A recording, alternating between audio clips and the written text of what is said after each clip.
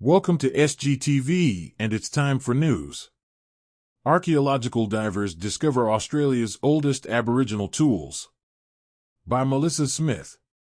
Underwater archaeologists in Australia recently found 270 Aboriginal artifacts and stone tools that are between 7,000 and 8,500 years old. The ancient relics were found at two archaeological sites off Australia's northwest coast in an area that was above water before rising sea levels flooded it after the last ice age, which submerged 30% of Australia's coastline, or about 770,000 square miles of inhabited land. The archaeologists' findings, published earlier this month, are Australia's oldest known Aboriginal artifacts.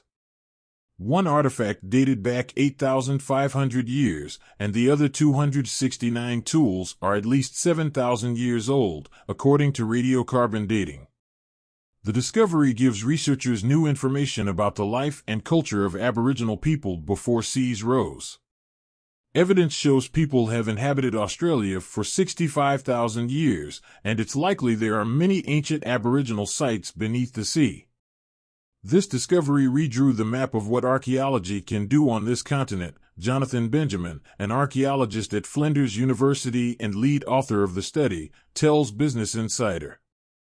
"We've demonstrated that if you look in the right places, you can find archaeological evidence that survived rising sea levels."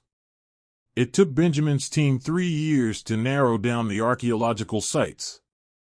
Ultimately, they decided on an area of sea off the Murujuga coast that's known for its rich history. More than 1 million petroglyphs, or ancient rock drawings, have been found in the area, some dating back 40,000 years.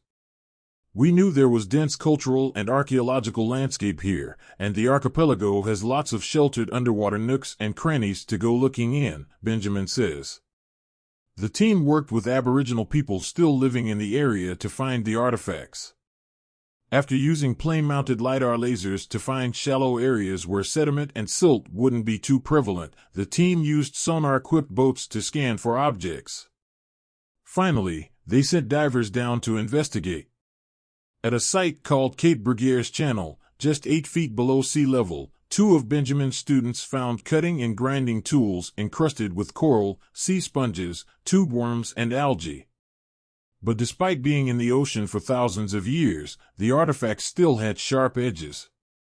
At another site, a freshwater spring about 50 feet below sea level called Flying Foam Passage, divers found the tool dating back at least 8,500 years old. At each site, photographers marked and photographed the artifacts found, but they only brought a few tools back to the surface. Best practice in underwater archaeology is not to disturb the site because then you lose context, Benjamin says. After the tools were dated and scanned in high resolution in a lab, the team returned them to Murujuga's Aboriginal community.